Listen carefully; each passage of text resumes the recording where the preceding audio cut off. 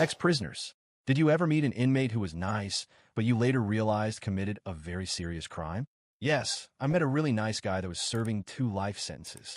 It was really hard for me to wrap my head around the idea, so I asked him about it.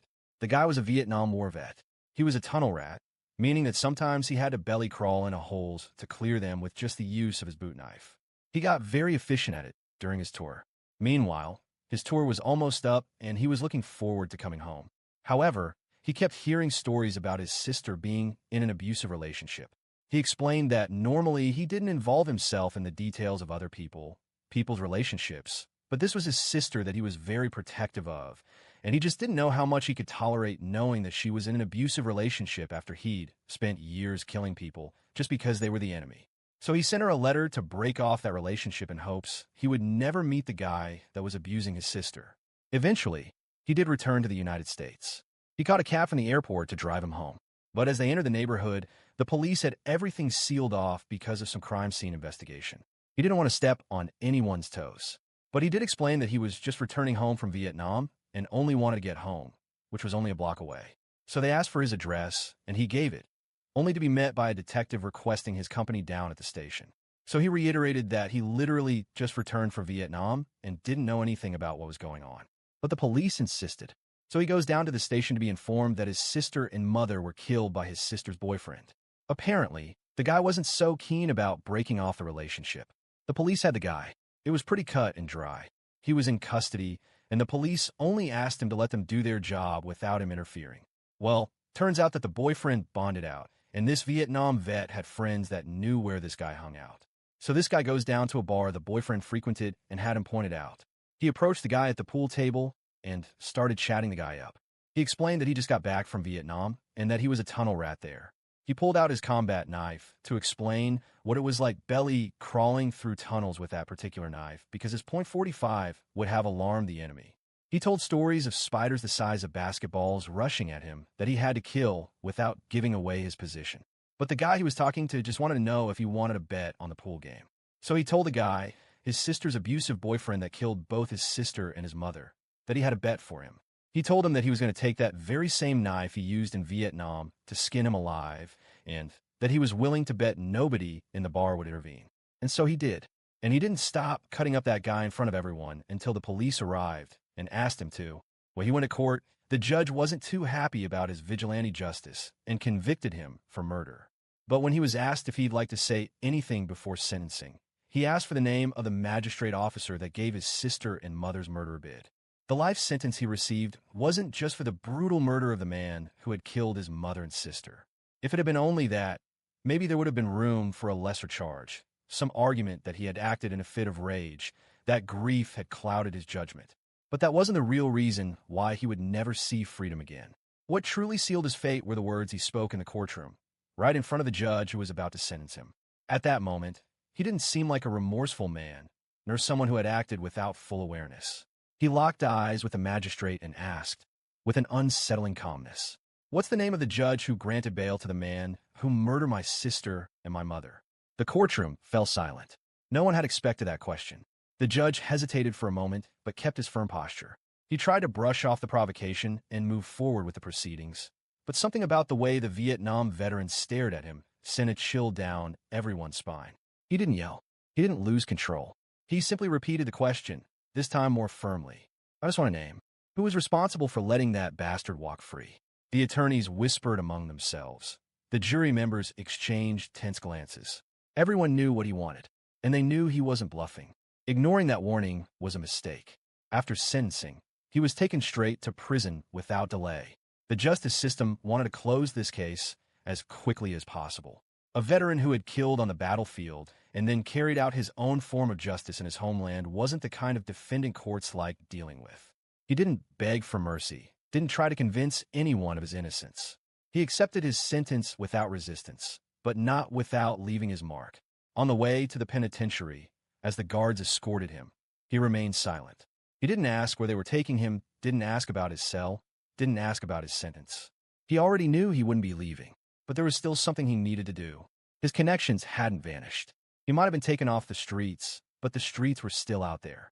Old war comrades, people who owed him favors, men who still had loyalty to him. He had learned something in Vietnam. When a target needs to be eliminated, you don't have to pull the trigger yourself. It started as a whisper inside the prison. The name of the judge who had granted bail to the man who killed his family. He found out. He found out because, even behind bars, he knew exactly how to get information. He was patient, calculating, waiting for the right moment. Outside, the pieces began to move. It didn't take long before the magistrates started receiving strange phone calls. Letters with no return address. Small signs that something was off. At first, he tried to ignore it. Then, he started growing paranoid. Security at the courthouse was reinforced. Politicians spoke about threats against judges, about the need to protect those who uphold the law. But none of it mattered. One night, the judge vanished. His car was found abandoned on a deserted road. No signs of forced entry, no struggle. The police launched an investigation, but there were no concrete leads. No witnesses. No ransom demand. Just an eerie silence. Days later, his body was found. This wasn't a crime of impulse, nor a robbery gone wrong. The judge had been killed in a methodical, almost ritualistic manner.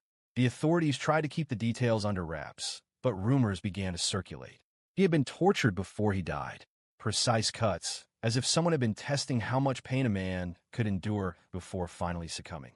Inside the prison, when the news reached him, the veteran simply smiled. He hadn't laid a finger on the man who had doomed his family. He hadn't dirted his hands, but that didn't mean he wasn't responsible. And now, no one knew who would be next. Inside the prison, he quickly became a legend. He wasn't just another inmate serving his sentence. He wasn't just another criminal, a thief, a con artist, or an impulsive murderer. He was different, and everyone knew it. Respect came naturally. Dangerous men, ruthless killers, gang leaders who ruled over the prison with absolute control, all looked at him with a mixture of admiration and fear. Everyone knew what he had done. It wasn't just the brutal execution of his sister's and mother's murderer. It was what had happened afterward. The fact that, even behind bars, he still had the power to make a judge disappear. That made him someone no one wanted to cross. Unlike other inmates, he didn't seek dominance.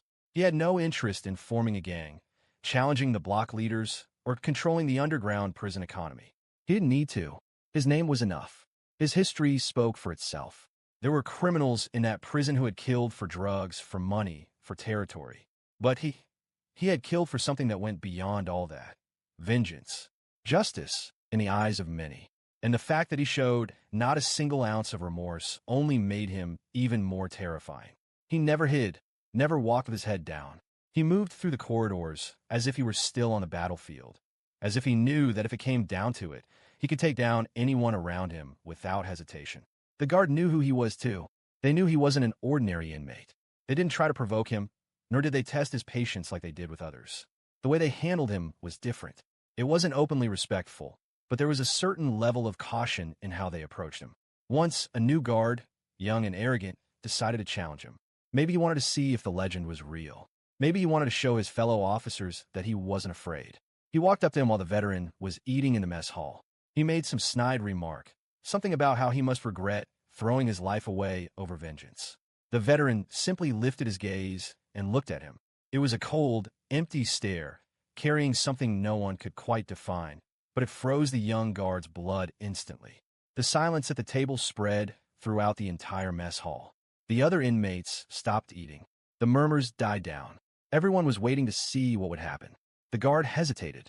The veteran just kept looking at him, unmoving. There was no rage, no threat, just an overwhelming presence that made the air around them feel heavier. After a few seconds, the guard turned and walked away, trying to hide his fear. But everyone there knew the truth. In prison, no one respects a weak guard. The other inmates spoke of him in whispers. They said his stare could pierce through a man's soul. They said that when he slept, he didn't have nightmares. Nightmares were afraid of him. There were rumors that once a new inmate, a young guy who didn't yet understand how things worked, tried to challenge him in the yard. The details were unclear, but what everyone knew was that the kid was never the same after that day. He didn't die, nor was he seriously injured, but something inside him changed. As if he had seen something he was never supposed to see. He never looked at the veteran directly again. Neither did anyone else. Despite the admiration and fear he commanded, he never sought power. He didn't need to. If anyone wanted to fight over control inside the prison, they could do it among themselves. He didn't care. His name alone was enough to ensure that no one dared to challenge him. And despite being sentenced to life in prison, despite knowing he would never leave, he never, not even for a second, showed any regret. He never asked for forgiveness, never said he would do anything differently, never tried to justify his actions. He was exactly where he expected to be. And the only certainty within those walls was that if he wanted to, he could still take down anyone. One night, in the prison yard, he decided to talk. It was rare for him to share anything personal. He had always been a man of few words, someone who only spoke when necessary. But that night, maybe out of boredom, maybe because something was weighing on his mind more than usual, he started talking about the war. The stories he told weren't heroic. They weren't the kind you see in war movies, the ones that paint soldiers as noble warriors. No, what he described was something completely different, something dark, something that felt like it hadn't been told many times before. I was there listening, me and a few other inmates who in one way or another had earned some level of closeness with him. But that night, none of us felt lucky to be there, because what he told us was terrifying. He talked about Vietnam, about what it meant to be a tunnel rat. He explained how, on some missions, they had to crawl into tunnels dug by the enemy. Narrow, dark tunnels, infested with rats, snakes, scorpions, and sometimes something worse. He said that, most of the time, he couldn't use a flashlight. He couldn't make a sound. Silence was his only defense. You crawl forward without seeing anything, just feeling the dirt and the walls with your hands, he said. And the whole time, you know there might be someone ahead, waiting. No one said a word. He was staring at the ground as he spoke, but not in a way that made him seem weak. He wasn't regretful, nor nostalgic. It was as if he was reliving it all at that very moment. Once, he had to go into a tunnel where they had heard suspicious noises. It was his job to go first and check. He crawled in, his knife clutched in his hand. The heat and humidity were suffocating. The air was thick, smelling of dirt and sweat. A few meters in, he heard breathing. He knew someone was there, waiting. A Viet Cong soldier was in the same tunnel as him. No room to run, no room to use a firearm. Only one of them was getting out alive. He didn't hesitate. He sensed the enemy's movement and struck. He described how he used his knife to slash the soldier's throat before he could react. But the problem was, in those tunnels, they couldn't just leave the bodies behind. He had to keep crawling, dragging the corpse with him. He talked about how the walls were so narrow that sometimes when he killed someone inside, their blood soaked his clothes, his arms, his skin. I came out of a tunnel once, covered in so much blood that my sergeant thought I had been shot, he said in a neutral tone. But it was all from the other guy. He talked about the screams. Sometimes, he would find hidden compartments in the tunnels where Viet Cong soldiers were waiting. When he attacked, it wasn't always silent. The soldiers on the other side screamed. Sometimes, they suffered. One time, one of them didn't die right away. He cut him deep enough to disable him, but not enough to kill him. The man thrashed on the ground, choking on his own blood. The problem is, if he screamed, more would come, he explained. So I had to make him stop. He didn't need to say how. Everyone understood. There were stories he couldn't even fully tell. Once, while advancing through enemy territory, his platoon came across a village. They were ordered to eliminate any threats. He followed orders. But whatever he saw in that village haunted him for the rest of his life. He didn't go into details, but he made it clear that, in that place, he left a part of himself behind. He didn't take pride in it. He didn't try to justify it. He just said that after that day, he never slept properly again. The worst part wasn't what he did. It was the fact that, at the time, he felt nothing. It was just another day, he said. You do what you have to do, and then you move on. Someone asked if he felt any remorse. He was silent for a long time before answering. He didn't say yes, but he didn't say no either. After that night, no one ever asked him about the war again. Not because he told us not to, but because no one wanted to hear more. Another night, in the same prison yard, he spoke again. But this time, it wasn't about the war. He didn't talk about the tunnels or the men he had killed crawling through the darkness. This time, he spoke about his sister. It was the first time we heard him talk about her in detail. Until then, we all knew she had been murdered. We knew he had avenged her, and we knew that's why he was here. But we had never heard how it happened. We had never heard how he truly felt. That night, he gave us that answer. And what he said was something none of us would ever forget. He started by talking about their childhood. His sister was a few years younger, and he had always been the protective older brother. If someone made her cry, I handled it, he said, staring at the ground, as if seeing something beyond the worn concrete of the prison. Even after growing up, he never lost that instinct. When he left for Vietnam, still young, he promised himself he would come back whole, that he would protect his family as he always had. But when he returned, he realized he had failed. His sister had been trapped in an abusive relationship, and he knew it before he even set foot back home. He had received letters, heard the stories from his family. He tried to convince her to leave the man, wrote to her, telling her to end it. But life doesn't work the way we want. He never imagined things would go as far as they did. He came back expecting to see her, but instead, he found a massacre. He remembered the feeling he had when he saw the police blocking the street, when he heard the neighbors whispering, when he smelled something he recognized all too well.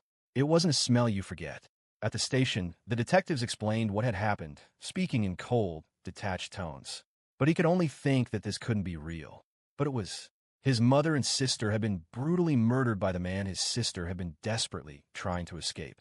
A coward who couldn't handle rejection and decided to end everything. He said he listened to the details of the crime as if he were hearing a report about a war in some distant land. But this war wasn't in some foreign country. It was his home, and the worst part? The killer was still alive. And soon, he would be free. When he found out the man had been released on bail, it was like something inside him shattered. There was no explosive rage, no outburst, just an absolute certainty, the kind a soldier feels when he receives an order. He knew exactly what he had to do, and so he found him. The man was in a bar, playing pool, drinking, living his life as if nothing had happened, as if he hadn't destroyed an entire family, as if his sister's blood wasn't on his hands. He walked up to him without rushing, sat nearby, watching him. The murderer didn't recognize him at first. To him, it was just another stranger making small talk. He told him about Vietnam, about the tunnels, about how a man can spend so long in the dark that he starts to see shadows differently. The bastard laughed, and in that moment, he decided it wouldn't be quick. He grabbed the man by the collar and slammed him onto the pool table. The entire bar fell silent. No one stepped in. No one moved. He pulled out his knife, the same kind of knife he used in Vietnam, the same kind he had used on men he had never met, men who were simply on the wrong side of a war. But this time, he knew his victim very well. He looked the man, his sister's murderer, right in the eyes and said calmly, "Now you're going to know what it's like to be in a tunnel, in the dark, alone, knowing that someone is there, waiting to kill you." And then he started cutting. He described the details without rushing, without emotion. It wasn't an act of blind fury. It wasn't an uncontrolled outburst. He knew exactly where to cut, to keep him conscious, to make him feel every second. "I didn't let him die quickly," he said, without looking at us. "I made him feel every moment." He talked about the smell of blood, about the way the man's body trembled, trying to resist, trying to beg, trying to escape the inevitable. And for the first time, he enjoyed killing someone. The war had never made him feel that way. In Vietnam, killing had been a necessity, a cold, mechanical act. He never took satisfaction from it. He never felt anything real, just the emptiness of a soldier following orders. But that night in that bar, it was different. He allowed himself to feel. And at the same time, it was the worst thing he had ever felt. Because after all that pain, after every wound he inflicted, after every scream he silenced, nothing changed. His sister was still dead. And in the end, all he had left was a lifeless body in front of him and an emptiness inside that would never be filled. He said he remembers the moment the police arrived, telling him to stop. He looked at the officers and realized that he was already dead inside. The trial was just a formality. The prison, an inevitable consequence. After a long silence, he looked at us and said something we would never forget. "I'm in prison, but not physically. My cell is in my head." He knew he would never leave that prison. But deep down, he had already been sentenced long before the judge read his verdict. The war had changed him, but losing his sister had destroyed him. And now, he lived in a prison whose door no one could unlock. I never imagined that such a calm and good-natured man could have committed so many atrocities. He didn't seem like someone who had taken dozens of lives, nor someone who carried so many shadows inside him. If you had seen him walking through the prison corridors, you would never have thought that he had killed men in the darkness of Vietnam's tunnels, that he had slowly carved apart his sister's murderer in the middle of a bar, or that his mind was a battlefield he never managed to escape from. He didn't try to impose his presence like other inmates. He didn't need to. The respect he commanded wasn't based on immediate fear, but on the certainty that he was not a man to be trifled with. Yet, unlike gang leaders, the killers who bragged about their crimes, or the thieves who spoke of their heists with pride, he never showed satisfaction in what he had done. He never smiled when telling his stories. He never tried to convince anyone he was a hero. He simply was. And maybe that's what made him unforgettable. The last time I saw him was the day I left prison. I had spent years inside, paying for my own mistakes, and he was one of the few who treated me like a person rather than just another criminal. But when the day came for me to leave, I realized I had no idea what to say to him. I found him in the yard, his usual spot, where he always sat in silence, watching everything, as if time didn't affect him. But time had affected him. He looked older, weaker. His once dark hair was completely white. His face had more wrinkles. But his eyes were the same. I stood there for a moment, waiting for him to say something meaningful, a lesson, a piece of advice. But he just looked at me, gave a faint smile, and murmured, "Take care of your life." And that was it. He didn't ask about my plans, didn't wish me luck, didn't give me some dramatic farewell. Because to him, this wasn't a goodbye. He knew I was leaving, but he was never going to leave that place. And not because of his life sentence. Because his true prison was never those walls. His true prison was inside his mind. And as I turned away and started walking, I had this strange feeling that I would never see him again. Years passed. I rebuilt my life, stayed out of trouble, and left the past behind. But from time to time, his name would come up in conversations with old acquaintances.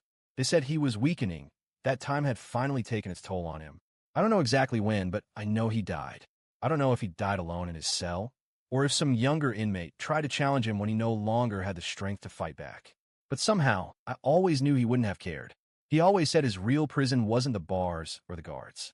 It was his own mind, and that time could never erase. But there's something I never fully understood.